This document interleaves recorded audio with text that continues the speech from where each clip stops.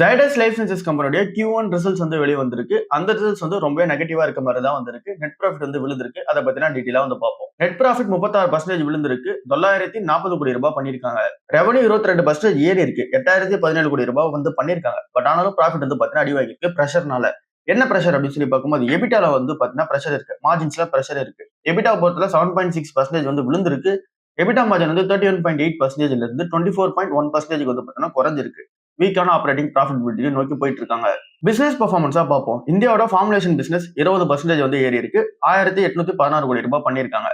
இவங்களோட growth வந்து இந்த கிரானிக், அக்யூட் அப்புறம் இந்த சூப்பர் ஸ்பெஷாலிட்டி மெடிசின்ஸ்ல சூப்பரா வந்து இருக்கு. டொமஸ்டிக் ஃபார்மா மார்க்கெட் வந்து பாத்தீங்கன்னா சூப்பரான பெர்ஃபார்மன்ஸ் வந்து பண்ணிருக்கு.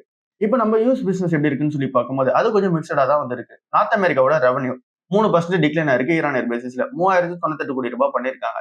பட் ஆனா சீக்வன்ஷியலா பார்க்கும்போது போன குவார்டருக்கு இந்த குவார்டருக்கு பார்த்தோம்னா அப்பா இருக்கு. பட் ஆனா ஈரானியர் பேசிஸ்ல டிராப்பா இருக்கு. Zydus கம்பெனி 9 ANDA அப்ரூவல் வந்து ஜெயிச்சிருக்காங்க. 11 ப்ராடக்ட்ஸ் புதுசா லான்ச் பண்ணிருக்காங்க இந்த ஒரு குவார்டர்ல.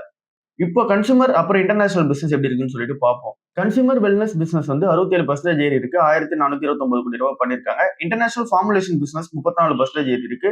974 கோடி ரூபாய் வந்து பண்ணிருக்காங்க. அது வந்து வீக்கா இருக்க இந்த யூஎஸ் பிசினஸ் கொஞ்சம் வந்து பாத்தீங்கன்னா ஆஃப்செட் பண்ணி கொடுக்குது. Zydus வந்து அவங்களோட புது ப்ராடக்டான ஃபர்ஸ்ட் யூஎஸ் பயோசிமிலர் வந்து லான்ச் பண்ணிருக்காங்க. நிஃபிம்கான்றது அந்த ஒரு ப்ராடக்டோட நேமா வந்து இருக்கு. அப்புறம் அசட்டியா ஹோல்டிங்ஸ் வேற அக்யூசேஷன் வந்து பண்ணி முடிச்சிட்டாங்க. ஸோ ஓரளவுக்கு டீசெண்டா தான் வந்து இருக்கு. இந்த ஒரு கம்பெனியில் உள்ள மெடிக்கல் டெக்னாலஜி பிசினஸ் வந்து போன வருஷம் வந்து எடுத்துட்டு வந்தாங்க. அது வந்து இங்க 2 கோடி ரூபாய் தான் ரெவன்யூ வந்து மேக் பண்ணுச்சு. அதானா இப்போ இந்த வருஷம் மட்டும் 283 கோடி ரூபாய் மேக் பண்ணுது. அது கொஞ்சம் கொஞ்சமா கான்ட்ரிபியூஷன் பண்ணிட்டு வருது. என்னதான் நம்ம இவ்வளவு வந்து பார்த்தக்கூடிய செக்மெண்ட் வைஸ் பார்த்தாலும் கூட Zydus லைஃப் சயின்சஸோட ரெவன்யூ பொறுத்தல எல்லாமே பிராண்டட் போர்ட்ஃபோலியோல இருந்து 55% வந்து வருது. ஸோ பார்ப்போம் என்ன நடக்குதுன்னு சொல்லிட்டு இப்போதைக்கு Zydus லைஃப் சயின்சஸோட Q1 ரிசல்ட்ஸ் கொஞ்சம் வந்து பார்க்கவும் நெகட்டிவா தான் வந்து இருக்கு. மணப்புரம் ஃபைனான்ஸ் கம்பெனியோட Q1 ரிசல்ட்ஸ் நெட் ப்ராஃபிட் வந்து 5 மடங்கு ஏறி இருக்கு. 550 கோடி ரூபாய் பண்ணிருக்காங்க. மெயினா ஏறதுக்கு பின்னாடி இருக்க ரீசன் கோல்ட் லோன் பிசினஸ் வந்து சூப்பரா வந்து இருக்கு. டோட்டல் அசெட் அண்டர் மேனேஜ்மெண்ட் 57% ஏறி இருக்கு. 69,635 கோடி ரூபாய் பண்ணிருக்காங்க. இதுவே கோல்ட் லோனோட அசெட் அண்டர் மேனேஜ்மெண்ட் மட்டும் தனியா நம்ம பார்த்தோம் அப்படின்னா 97% ஏறி இருக்கு. 57,006 கோடி ரூபாய் பண்ணிருக்காங்க. இன்ட்ரெஸ்ட் இன்கம் எப்படி இருக்கு? இன்ட்ரெஸ்ட் இன்கம் பொறுத்தவரை 36% ஏறி இருக்கு. 3000 கோடி ரூபாய் கிட்ட வந்து பண்ணிருக்காங்க. நெட் இன்ட்ரெஸ்ட் இன்கமா பார்க்கும்போது 25% ஏறி இருக்கு. 1759 கோடி ரூபாய் பண்ணிருக்காங்க. மைக்ரோ ஃபைனான்ஸ் வந்து இங்க டர்ன்ஸ் பாசிட்டிவா வந்து மாறிடுச்சு. ஸோ ஆசீர்வாத் மைக்ரோ ஃபைனான்ஸ் அந்த ஒரு மைக்ரோ ஃபைனான்ஸ் வந்து சூப்பரா வந்து பாத்தீங்கன்னா இப்போ ப்ராஃபிட் பண்ணிருக்காங்க. 21 கோடி ரூபாய் ப்ராஃபிட் பண்ணிருக்காங்க. கான்ட்ரிபியூட் பண்ணுது அதுவுமே இங்க ப்ராஃபிட்ல. ஸோ ஓவராலா இந்த ஒரு மேனேஜ்மெண்ட் என்ன சொல்றாங்க அப்படின்னா அசெட் குவாலிட்டி நல்லா இருக்கு, லோன் growth நல்லா இருக்கு. மைக்ரோ ஃபைனான்ஸ் வந்து இப்போ டர்ன் அரவுண்ட் ஆக ஆரம்பிச்சிருச்சு. நான் கோல்ட் லோன்ஸுமே இப்போ எங்களுக்கு கான்ட்ரிபியூட் பண்ணுது. 18% கான்ட்ரிபியூட் பண்ணுது. நாங்க கரெக்டா போயிட்டு இருக்கோம்னு சொல்லி சொல்றாங்க. எம்ஆர்எஃப் கம்பெனியோட Q1 ரிசல்ட்ஸ் நெட் ப்ராஃபிட் வந்து 502 கோடி ரூபாய் இருந்து இப்போ குறைஞ்சி 495 கோடி ரூபாய் தான் பண்ணிருக்காங்க. போன வருஷத்துக்கு இந்த வருஷத்துக்கு கம்பேர் பண்ணும்போது கொஞ்சம் வந்து குறைஞ்சிருக்கு. ரெவன்யூ 9% ஏறினாலும் கூட ப்ராஃபிட் வந்து அடி வாங்கியிருக்கு. டிமாண்ட் இங்க வந்து பார்க்கும்போது வெஹிக்கிள் மேனுஃபேக்சரர் ஓஎம்ஸ் டைரக்டா வந்து இங்க வெஹிக்கிள் மேனுஃபேக்சரர் இருப்பாங்களா அவங்களுக்கு கொடுக்குற டிமாண்டும் நல்லா இருக்கு. ரீப்ளேஸ்மெண்ட் கஸ்டமர்ஸும் நல்லா வந்து இருக்கு. அது ஓவராலா சப்போர்ட் வந்து பாத்தீங்க அப்படின்னா சேல்ஸ் வந்து கொடுக்குது. ரா மெட்டீரியல்ஸோட காஸ்ட் வந்து ஏறிது. இதனால தான் வந்து பாத்தீங்கன்னா பிரஷர் ப்ராஃபிட் வந்து இருக்கு. ரா மெட்டீரியல்ஸோட காஸ்ட் ஏற ரீசனால மட்டும் 5854 கோடி ரூபாய் வந்து இதுக்கான காஸ்ட் வந்து பாத்தீங்கன்னா இப்ப பண்ணிட்டு இருக்காங்க ரா மெட்டீரியல்ஸ் வாங்குறதுக்கு. போன வருஷம் வந்து பண்ணது 4623 கோடி ரூபாய். இந்த அளவுக்கு வந்து ஏறி இருக்கு. எம்ஆர்எஃப் என்ன பிளான் பண்றாங்க அப்படின்னா மார்ஜினை ப்ரொடக்ட் பண்ணீங்க அப்படின்னா பிரைஸ் ஏற்றணும். ஸோ அந்த ஒரு பிளான்லயே இறக்கிட்டாங்க. அப்பதான் வந்து கொஞ்சம் கொஞ்சமா அந்த ஒரு ஆஃப்செட் வந்து பண்ண முடியும். வெஸ்ட் ஏஷியால நடக்கிற டென்ஷன் வந்து பாத்தீங்கன்னா எங்களுக்கு இன்னும் கண்டினியூ ஆயிட்டு இருக்கு. அதனால மார்ஜின் பிரஷர் வந்து நாங்க ஃபேஸ் பண்ணிட்டு இருக்கோம். கம்மிங் குவார்டர்ஸ்ல சரியாயிடும் அப்படின்ற மாதிரி சொல்லியிருக்காங்க. இது எல்லாமே Q1 ரிசல்ட்ஸ் நேத்து வந்ததுல. இப்போ நம்ம ஐபிஓ பக்கம் போவோம். லலிதா ஜுவல்லரி கம்பெனியோட ஐபிஓ வந்து வரப்போகுது. ஆகஸ்ட் 17 டு ஆகஸ்ட் 19 வந்து ஓப்பன்ல இருக்க போகுது. இதை பத்தி நம்ம டீட்டெயிலா வந்து பார்ப்போம். இப்போ இந்த லலிதா ஜுவல்லரி வந்து 1700 கோடி ரூபாய்க்கான ஐபிஓ வந்து உள்ள வராங்க. பிரைஸ் பண்ண வந்து 190 ரூபாய் டு 200 ரூபாய் பர் ஷேர். மினிமமா ஒரு லாட்டுக்கு 74 ஷேர்ஸ் வந்து இருக்கும். இந்த இஷ்யூவோட சைஸ் 1700 கோடி ரூபாய் இருக்கு பாத்தீங்களா, அதை நம்ம ரெண்டா பிரிச்சுக்கணும். ஒன்னு வந்து ஃப்ரெஷ் இஷ்யூ, இன்னொரு வந்து offer for sale. Offer for sale அப்படின்னா இந்த ஒரு கம்பெனியோட ப்ரொமோட்டரே வந்து பாத்தீங்கன்னா எம் கிரண்குமாரே அவரோட மணி வந்து வித்துட்டு வெளியே போறாங்க. 1200 கோடி ரூபாய் ஃப்ரெஷ் இஷ்யூஸ் தான். ஸோ அந்த ஒரு ஃபண்டிங்காக அந்த கம்பெனியோட growthக்காக ஃபண்டிங் வந்து பண்ண போறாங்க. லலிதாவோட அந்த நெட்வொர்க் பத்தி பார்ப்போம். 61 ஸ்டோர்ஸ் வந்து 51 சிட்டிஸ்ல வந்து இருக்கு. மொத்தமா அவங்க கிட்ட இருக்கிறது 61 ஸ்டோர்ஸ் தான். அதுல மேக்ஸிமம் இருக்குது சவுத் இந்தியால வந்து இருக்கு. அப்புறம் யூனியன் டெரிட்டரிஸ்ல வந்து இருக்கு. 45 ஸ்டோர்ஸ் வந்து எங்க இருக்கு அப்படின்னா டயர் 2 அப்புறம் டயர் 3 சிட்டிஸ்ல வந்து இருக்கதா சொல்றாங்க. அது மட்டுமே 60% எங்களோட ரெவன்யூல கான்ட்ரிபியூட் பண்ணுது அப்படின்ற மாதிரி சொல்றாங்க. இப்போ நம்ம பினான்சியல் ஸ்ட்ரென்த் வந்து பார்ப்போம்.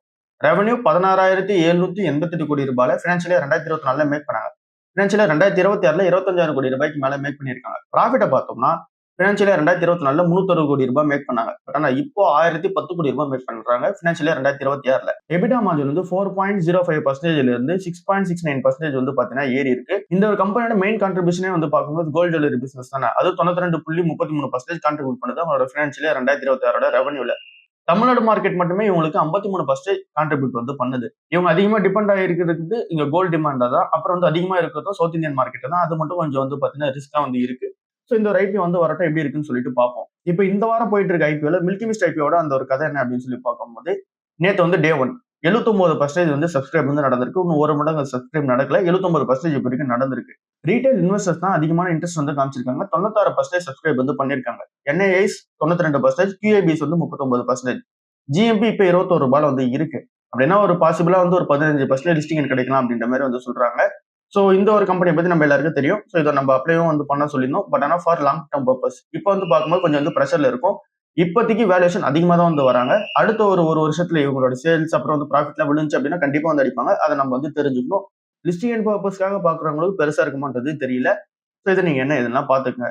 ஒருவேளை வேல்யூஷன் அதிகமா தானே வருது, நான் லேட்டா வந்து அப்ளை பண்ணிக்கிறனாலும் அது உங்களோட விஷ் தான். சோ அதையும் நீங்க வந்து பிளான் பண்ணிக்க வேண்டியதுதான். பட் ஆனா ஹை வேல்யூஷன்ல தான் வந்து வருது. இறங்குச்சு அப்படின்னா கண்டிப்பா இறக்கிடுவாங்க. சோ அதனால நம்ம ஸ்கிப் பண்ணிக்கிறதா இருந்தாலும் பெட்டர் தான். ஏன் அப்படின்னா அந்த அளவுக்கு ரிஸ்க் இருக்கு வேணாம். நம்ம டிஃபென்சிவ் இன்வெஸ்டர் தானே அப்படின்ற மாதிரி பிளான்ல இருந்தீங்கன்னா அதுவும் பெட்டர் தான். அடுத்ததா தூட் டிரான்ஸ்மிஷனோட ஐபிஓ 3.94 மடங்கு வந்து சப்ஸ்கிரைப் நடந்திருக்கு. நேத்து வந்து டே 2. இன்னைக்கு வந்து இந்த ஒரு ஐபிஓட லாஸ்ட் டேட்டா வந்து இருக்கு. 3000 கோடி ரூபாய்க்கு இந்த ஒரு ஐபிஓ சைஸ் வந்து வருது. இப்போதைக்கு கிரே மார்க்கெட் பிரீமியம் அமௌண்ட் வந்து பார்க்கும்போது ரூ. 250 வந்து இருக்கு. ஸ்டில் இது 30% லிஸ்டிங் கிடைக்கிறதுக்கான சான்ஸ் இருக்கு. இது வந்து லிஸ்டிங் அண்ட் பர்பஸ்க்காக பாக்குறீங்க அப்படின்னா தூட் டிரான்ஸ்மிஷன் பொறுத்தல. பட் ஆனா இதுவுமே ஹை வேல்யூஷன்ல தான் வந்து வருது. அதுக்கு சப்போர்ட் பண்ணல அப்படின்னா எந்த ஒரு கம்பெனி அடிப்பாங்க. அடுத்ததா இப்போ வந்து டிடிகே பிரஸ்டீஜ் கம்பெனில இருந்து நியூஸ் வந்து வந்திருக்கு. அதுல என்ன அவங்க சொல்றாங்க அப்படின்னா, இப்ப இந்தியன் கஸ்டமர்ஸ் எல்லாம் என்ன பண்றாங்க அப்படின்னா, அதிகமா வந்து இப்ப பண்ற விஷயம் வந்து அவங்களோட ஒர்க்கிங் கிச்சன் ப்ராடக்ட்ஸை வந்து ரீப்ளேஸ்மெண்ட் வந்து பண்ணிக்கிறாங்க. ஏற்கனவே ஒர்க் ஆயிட்டு தான் இருக்கும் அந்த ஒரு ப்ராடக்ட். பட் ஆனாலும் அந்த ஒரு கிச்சன் ப்ராடக்ட்ஸ் எல்லாமே ரீப்ளேஸ்மெண்ட் பண்ணிக்கிறாங்க. ஏன் அப்படின்னா பெட்டரான டிசைன், அப்புறம் மெட்டீரியல், அப்புறம் குக்கிங் எஃபிஷியன்சி வந்து பார்க்கும்போது புதுசா வந்திருக்கக்கூடிய ப்ராடக்ட்ஸ் எல்லாம் நல்லா வந்திருக்கு. அதனால ரீப்ளேஸ்மெண்ட் வந்து பண்ணிக்கிறாங்க. ப்ராடக்ட் எக்ஸ்பென்ஷனா பார்க்கும்போது 250 300 புது ப்ராடக்ட்ஸ் வந்து நாங்க கொடுத்துருக்கோன்ற மாதிரி சொல்றாங்க லாஸ்ட் ஒரு 2 இயர்ஸ்ல. இந்த ஒரு கம்பெனி அவங்களோட கெப்பாசிட்டி 50 to 60% இன்க்ரீஸ் பண்ணிருக்கதா வந்து சொல்றாங்க. இண்டக்ஷனோட டிமாண்ட் வந்து நல்லா இருக்கு. கெப்பாசிட்டி வந்து 2 மடங்கு வந்து இன்க்ரீஸ் வந்து பண்ணிருக்காங்க. இண்டக்ஷன் ப்ராடக்டோட அந்த ஒரு டிமாண்ட் பொறுத்தவரையுமே 150% இயர் ஆன் இயர் பேசிஸ்ல ஏறிக்கிட்டு தான் வந்து வருது. கம்பெனி என்ன ஃபோக்கஸ் பண்றாங்க அப்படின்னா பிரீமியம் ப்ராடக்ட் அப்புறம் வந்து ஆன்லைன் சேல்ஸ்ல ஃபோக்கஸ் பண்ணிட்டு இருக்காங்க. இ காமர்ஸ் மட்டும் இப்போ 20% ஆஃப் த சேல்ஸ் வந்து கான்ட்ரிபியூட் பண்ணுது. அது வந்து 25 to 30% இன்க்ரீஸ் ஆகும்னு சொல்றாங்க. இவங்க கிட்ட 750 ஓன் ஸ்டோர்ஸ் வந்து இருக்கு. எல்என்டி என்ன பிளான் பண்றாங்க அப்படின்னா அவங்களோட டேட்டா சென்டர் அப்புறம் கிளவுட் சர்வீசஸோட பிசினஸ் வந்து ஒயமா.ஏஐ கிட்ட வந்து பாத்தீங்கன்னா டிரான்ஸ்ஃபர் பண்ற முடிவுல வந்து இருக்காங்க. இந்த பிசினஸ் ஷிஃப்ட் பண்றதுனால இது வந்து outside of the direct ஓனர்ஷிப்ல எல்என்டிக்கு வந்து போயிடும். பட் ஆனா இந்த ஒரு கம்பெனி இன்டெரக்டா வந்து இந்த ஒரு கம்பெனி வந்து ஓன் பண்ணுவாங்க. அது எப்படின்னு சொல்லிட்டு பார்ப்போம். டீல் வேல்யூ வந்து 1400 கோடி ரூபாய். எல்என்டி வந்து 100% of the stake data centre அப்புறம் கிளவுட் சர்வீஸ் பிசினஸ்ல வந்து வெளியே எடுத்துட போறாங்க. ஸோ ஃபுல்லாவே வந்து பாத்தீங்கன்னா ஒயமா.ஏஐக்கு வந்து போக போகுது. இப்போ இந்த டேட்டா சென்டர் பிசினஸ் உங்களுக்கு எப்படி ரெவன்யூ கான்ட்ரிபியூட் பண்ணுது அப்படின்னா 36 கோடி ரூபாய் கான்ட்ரிபியூட் பண்ணுது. இது எல்என்டியோட டோட்டல் ரெவன்யூல நம்ம பார்க்கும்போது 0.025% தான் வந்து இருக்கு. ரொம்ப ஸ்மாலான அமௌண்டா இருக்கு. இதனால என்ன பண்றாங்க அப்படின்னா ரீஸ்ட்ரக்சரிங் வந்து பண்றாங்க பிசினஸ். ஸோ ஸ்பெஷலைஸ்டான இந்த ஒரு டேட்டா சென்டர் கிளவுட் பிசினஸ் வந்து ஒயமா.ஏஐக்கு வந்து கொடுப்பாங்க. எல்என்டி இன்டெரக்டான கனெக்ஷன் வந்து வைப்பாங்க. அக்டோபர் 31 அப்ப இந்த ஒரு டிரான்ஸ்ஃபர் வந்து கம்ப்ளீட் ஆயிடும் அப்படின்ற மாதிரி சொல்றாங்க. எல்என்டி கிட்ட வந்து எல்டிஎன்எஸ்பிஎல்ன்ற ஒரு கம்பெனி வந்து இருக்கு. அவங்க வந்து டைரக்ட் சப்சிடியரியா வந்து உள்ள போயிடுவாங்க. அவங்க வந்து அந்த கம்பெனில மணியை போடுவாங்க. இன்டெரக்டா இந்த சப்சிடியரியை வந்து ஓன் பண்றது எல்என்டி கம்பெனி வந்து இருப்பாங்க. அடுத்தது கோத்ரேஜ் கன்சூமர் ப்ராடக்ட் லிமிடெடோட எம்டிஎன்சி வந்து மாறுறாங்க.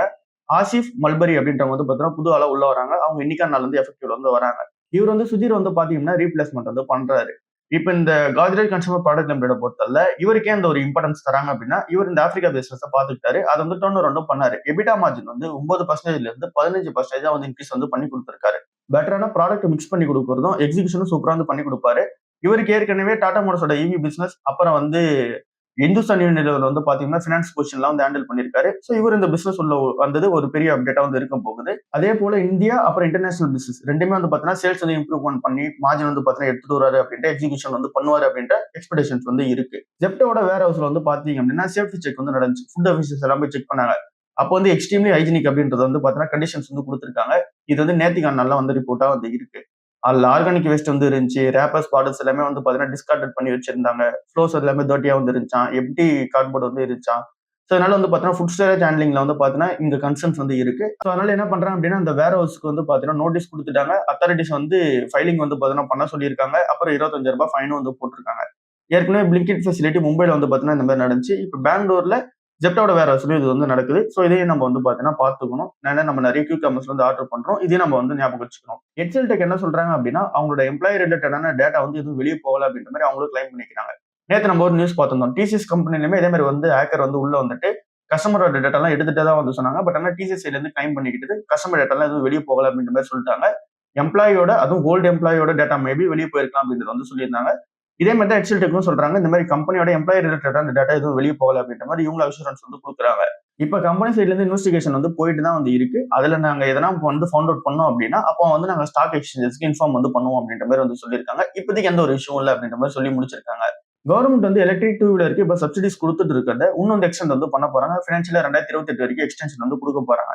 இவி இண்டஸ்ட்ரி இன்னும் அதிகமா குரோ ஆகணும் அப்படின்ற ரீசனால கொடுக்க போறாங்க. அதுக்கான ஃபண்ட் அலோகேஷனும் 1772 கோடி ரூபாயில இருந்து இப்ப 2767 கோடி ரூபாய்க்கு இன்க்ரீஸ் பண்ணி கொடுத்துருக்காங்க. பினான்சியலா 2022 டு 26 நம்ம கம்பேர் பண்ணும்போது சூப்பராகவே டிமாண்ட் வந்து ஏறி இருக்கு. சேல்ஸ்மே 2 லட்சம் வண்டியில இருந்து இப்ப 14 லட்சம் வண்டி வந்து பாத்தீங்கன்னா விற்கிறாங்க. ஸோ இந்த ஒரு பிசினஸ் சூப்பரா பண்ணிட்டு இருக்குது. ஏத்தர் தான் பண்ணிட்டு இருக்காங்க இருக்கிற பிளேயர்ஸ்ல. இங்க டாப் பிளேயர்ஸ் எல்லாமே சூப்பரா பண்ணாலும் கூட ஒரு இதுக்குன்னே வந்து டெடிகேட்டடா இருக்க பிளாட்ஃபார்ம்ல ஏத்தர் வந்து சூப்பரா பண்ணிட்டு இருக்காங்க. 88% ரெவன்யூ ஏறுது. லாசஸ் வந்து கொஞ்சம் நேரம் பண்ணிருக்காங்க. எபிட்டா பிரேக் ஈவன் வந்து ரீச் பண்ணிருக்காங்க. ஓலாவை பொறுத்தவரை 45% வந்து ரெவன்யூ விழுந்திருக்கு. லாஸ் வந்து பாத்தீங்கன்னா அதிகமா இருக்கு. எபிட்டா மார்ஜின் வந்து பாத்தீங்கன்னா ஒர்ஸ்ட் கேஸ்ல வந்து போயிட்டு இருக்கு. நிஃப்டி 50ல வந்து பிஎஸ்சி வந்து உள்ள வர போகுது. விப்ரோ வந்து பாத்தீங்கன்னா வெளியே போக போகுது. இதுக்கான எஃபெக்டிவ் டேட் வந்து செப்டம்பர் 29 வந்து இருக்கு. செப்டம்பர் 30ல இருந்து பாத்தீங்கன்னா ஃபர்ஸ்ட் டைமா பிஎஸ்சி வந்து என்டர் ஆயிடும் நிஃப்டி 50க்குள்ள. மெனி இண்டெக்ஸ் ஃபண்ட்ஸ் வந்து இருக்காங்க. அப்புறம் இடிஎஃப்ஸ் வந்து இருக்காங்க. அவங்க எல்லாருமே நிஃப்டி 50 டைரக்டா ட்ராக் பண்றவங்க. அவங்க எல்லாருமே பிஎஸ்சி ஷேர்ஸ் வந்து வாங்கணும். அப்புறம் விப்ரோ ஷேர்ஸ் வந்து விற்கணும். இது எல்லாமே இந்த டைம்ல வந்து நடக்க போகுது.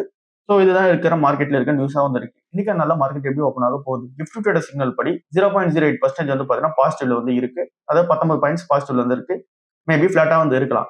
நேத்து க்ளோஸ் ஆகும்போது நெகட்டிவ்ல தான் க்ளோஸ் ஆச்சு. இதே மாதிரி தான் ஓப்பனிங் வந்து இருந்துச்சு. மேபி இன்னைக்கு நெகட்டிவ்ல க்ளோஸ் ஆகிறதுக்கான சான்ஸ் வந்து இருக்கு. குளோபல் மார்க்கெட்ஸை பொறுத்தல இங்க ஏஷியன் மார்க்கெட் பொறுத்தல மிக்ஸ்டா வந்து இருக்கு. யூஎஸ் மார்க்கெட்டை பொறுத்தல அவங்களோட ஃபியூச்சர்ஸ் வந்து இப்போ ஆல்மோஸ்ட் இங்க வந்து ஃபிளாட்டா தான் ட்ரேட் ஆயிட்டு இருக்கு. ஸோ பெருசா வந்து பாத்தீங்கன்னா எந்த ஒரு டைரக்ஷனும் வந்து தெரியல. க்ரூட் ஆயில் வந்து $90 பெர் பேரல் வந்து இருக்கு. இது வந்து பாத்தீங்கன்னா நெகட்டிவான சிச்சுவேஷனா இந்தியாவுக்கு வந்து இருக்க போகுது. கோல்டு வந்து சில்வர் பொறுத்தல அது வந்து கொஞ்சம் கொஞ்சமா ஏறுது. சில்வர் வந்து 2% ஏறி இருக்கு. கோல்டு வந்து 0.33% வந்து ஏறி இருக்கு. எஃப்ஐஎஸ் 250 கோடி ரூபாய்க்கு பை பண்ணிருக்காங்க. டிஐஎஸ் வந்து 24 கோடி ரூபாய்க்கு பை பண்ணிருக்காங்க நேத்திக்கு நாள்ல. ஸோ இப்படிதான் இருக்கு ஓவரால் மார்க்கெட் நியூஸ். அடுத்த நியூஸ்ல வந்து சந்திப்போம். பாய்.